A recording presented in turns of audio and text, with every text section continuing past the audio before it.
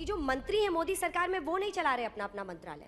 RSS के लोगों को इन्फिल्ट्रेट किया गया है हर संस्था में। ये तो बहुत ही कोई मतलब मरता क्या नहीं करता वाले सब साथ आके एक हो रही है, हमारी ताकत का लक्षण है। ये ताकत ईडी सीबीआई वाली तो नहीं है। नहीं, आप देखिए, जो पाप करेगा वो भोगेगा।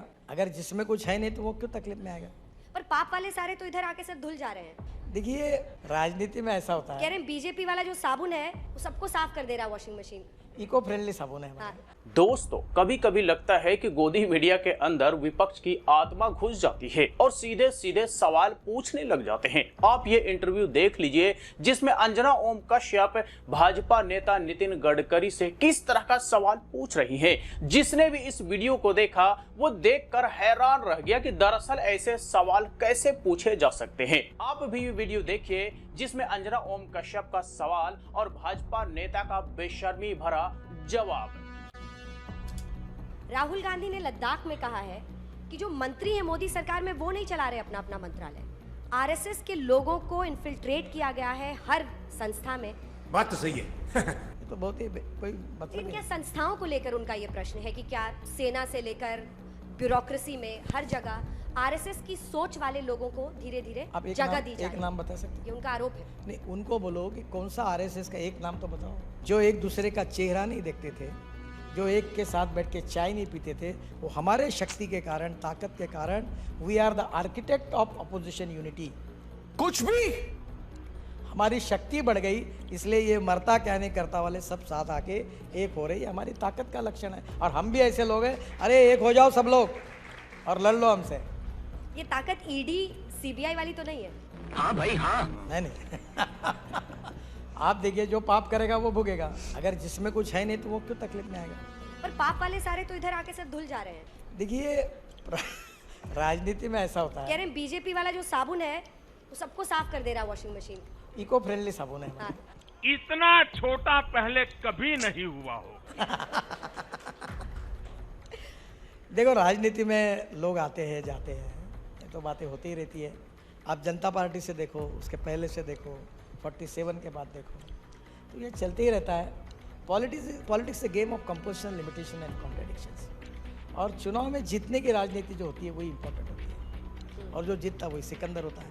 तो कभी ना कभी अलायंस में पार्टनर लेने पड़ते हैं, लोग आते हैं, ताकत बढ़ानी पड़ती है। हम भी हमारी अलायंस की ताकत बढ़ाना चाहते हैं। लेकिन महाराष्ट्र में अजित पवार और शरद पवार, ये दावा है कांग्रेस पार्टी का, नाना पटोले और जो वहाँ पर सदन में भी कांग्रेस के नेता हैं विपक्ष के, उन्होंने आरोप लगाया है कि अजित पवार ने ऑफर लिया बीजेपी से।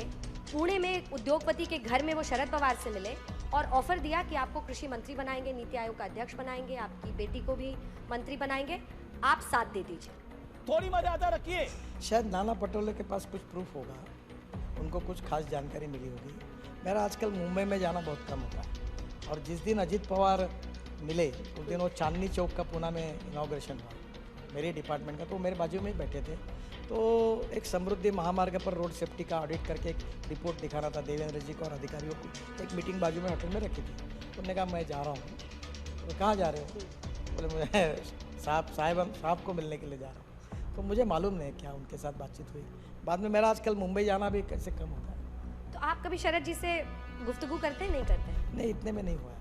पार्लियामेंट में कभी मिलते हैं, हाँ। कोई काम होगा रोड वगैरह का तो मेरे यहाँ उनका डेलीगेशन लेके आते रहते हैं। पार्लियामेंट की बात हुई सर, तो मणिपुर के मुद्दे पर विपक्ष ने बहुत घेरा। संसद का काम 10-12 दिन नहीं चला, उसके बाद आखिरकार अविश्वास प्रस्ताव लाकर फिर उनका ये दम है कि हमने जीत हासिल की, हमने पीएम को बाध्य किया कि वो संसद में आकर मणिपुर पर बोले। मुझे एक बात बताइए, मणिपुर का विषय गृह मंत्रालय के संबंध में है और अमित भाई चर्चा करने के लिए तैयार थे, उन्होंने लिखित रूप में कहा था। और इतना ही नहीं तो उन्होंने बहुत अच्छा जवाब भी पार्लियामेंट में दिया। अगर अमित भाई के जवाब के बाद प्रधानमंत्री कभी भी बोल सकते हैं, पर हमको आपसे नहीं प्रधानमंत्री से जवाब चाहिए, और प्रधानमंत्री बोलने के लिए खड़े हुए तो हम उनको बोलने नहीं देंगे। ऐसी राजनीति कैसे चल पाएगी? और ये मुझे लगता है कि ये बात पहले भी हो सकती थी। मैं तो कहूँगा विपक्ष ने कम से कम 10 दिन का नुकसान किया देश के लोकतंत्र का, और कारण न होते हुए काम नहीं होने दिया, इसके लिए वो जिम्मेदार है। तो दोस्तों ये आपने देखा अंजना ओम कश्यप का तीखे सवाल और नितिन गडकरी का बेशर्मी भरा जवाब। किसी भी मुद्दे पर सीधे सीधे जवाब देते नहीं बन रहा, कहिए तो सिर्फ और सिर्फ इधर उधर की बातें करते दिख रहे हैं भाजपा नेता। और भाजपा के साबुन की बात जब हुई तो सिर्फ और सिर्फ दांत दिखाने लग गए, यानी कि बेशर्मी की सारी हदें पार करते हुए यहाँ पे भाजपा नेता नितिन गडकरी दिखे। लेकिन इसमें कोई दो राय नहीं, इसमें कोई शक नहीं कि भाजपा का साबुन अच्छे से अच्छे भ्रष्टाचारी को धो डालता है और अपने पार्टी में लाने के बाद बिल्कुल नीट एंड क्लीन साफ सुथरा कर देता है। और इसी पर जब सवाल पूछा गया तो सिर्फ और सिर्फ दांत दिखाने लग गए कि राजनीति में ऐसा होता है। अब से पहले तो ऐसा कभी हुआ नहीं था, किसी सदी में ऐसा नहीं हुआ था, किसी देश में ऐसा नहीं होता, लेकिन सिर्फ और सिर्फ हमारे देश में आज के न्यू इंडिया में ऐसा होता है क्योंकि मोदी है तो मुमकिन है। और सवाल पूछे जाने पर सिर्फ इसी तरह से दांत दिखाते हैं। इसमें भी कोई शक नहीं कि सत्ता में अहम पदों पर संघी को बैठा दिया गया है ताकि किसी न किसी तरह से हर एक ऑर्गेनाइजेशन को मैनिपुलेट किया जाए और अपने राजनीतिक फायदे के लिए उसका इस्तेमाल किया जाए। पिछले कुछ सालों से धड़ल्ले से चल रहा है और आज भी हो रहा है,